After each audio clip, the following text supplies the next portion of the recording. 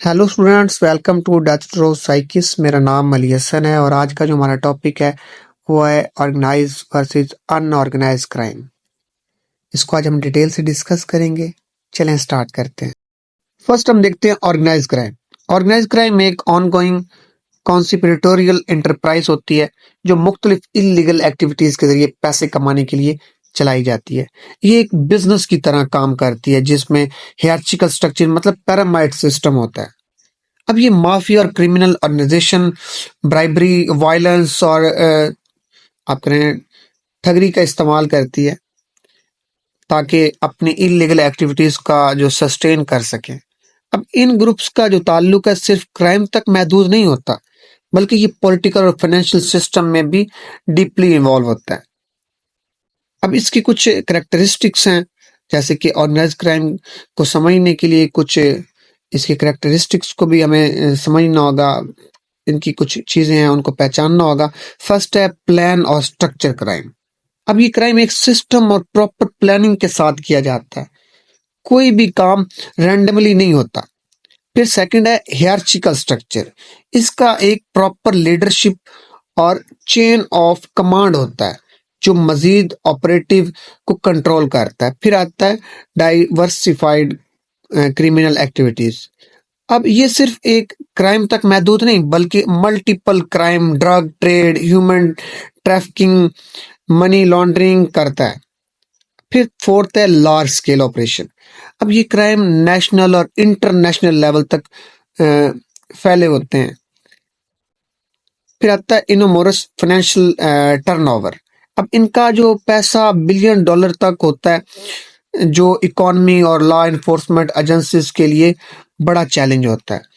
फिर सिक्स है fair corporation और पॉलिटिकल बैकिंग। मतलब ऑर्गेनाइज क्राइम ग्रुप्स डरा धमाका कर कर या पुलिस डरा धमका कर पुलिस और पॉलिटिशियंस को ब्राइब देकर अपनी पोजीशंस मजबूत करते हैं। मैं एग्जांपल देता हूँ। इटालियन माफिया जैसे कि कोसा नॉस्ट्रा है।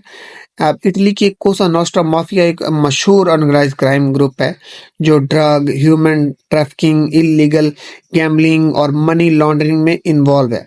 अब ये माफिया पॉलिटिकल और इलीगल सिस्टम में कॉरपोरेशंस का सहारा लेता है और अपने जो गनमैन के जरिए अपनी पोजीशंस मजबूत करता है। सेकंड एग्जांपल लेता हूँ, मैक्सिकन ड्रग कैटल्स। अब जो मैक्सिकन ड्रग कैटल जैसे कि सनोला कार्टल्स या लैटिन अमेरिका और यूएसए के दरमियान बिलियन डॉलर ड्रग ट्रेड चलाता है। अब इनका स्ट्रक्चर एक कॉरपोरेट कंपनी की तरह होता है जिसमें हर मेंबर का एक खास रोल होता है। फिर थर्ड एग्जांपल है रूशियन माफिया। अब रूसिया की mafia group international financial fraud, cyber crime और आर्म स्मगलिंग में इन्वॉल्व होते हैं।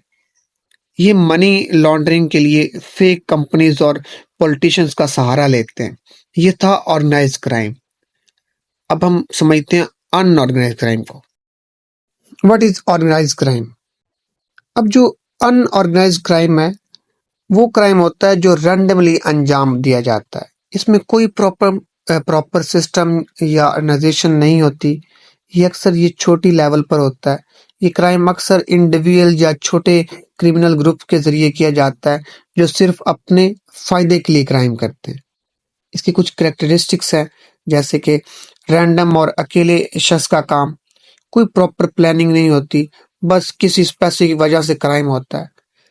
और छोटे स्केल पर अब ये क्राइम एक शहर या एरिया तक महदूद होते हैं, कोई प्रॉपर लीडरशिप नहीं होती इसमें।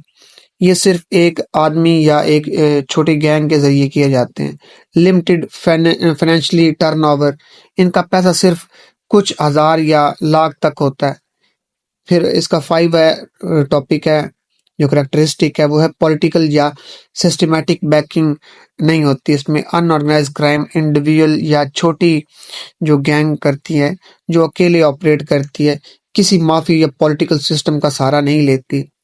एग्जाम्पल देता हूँ, जो छोटी गैंग का एक थेफ्ट होता है, एक छोटी गैंग ग्रुप जो सिर्फ कार चोरी करती है और इसी लोकल मार्केट में पार्ट्स बेचती है।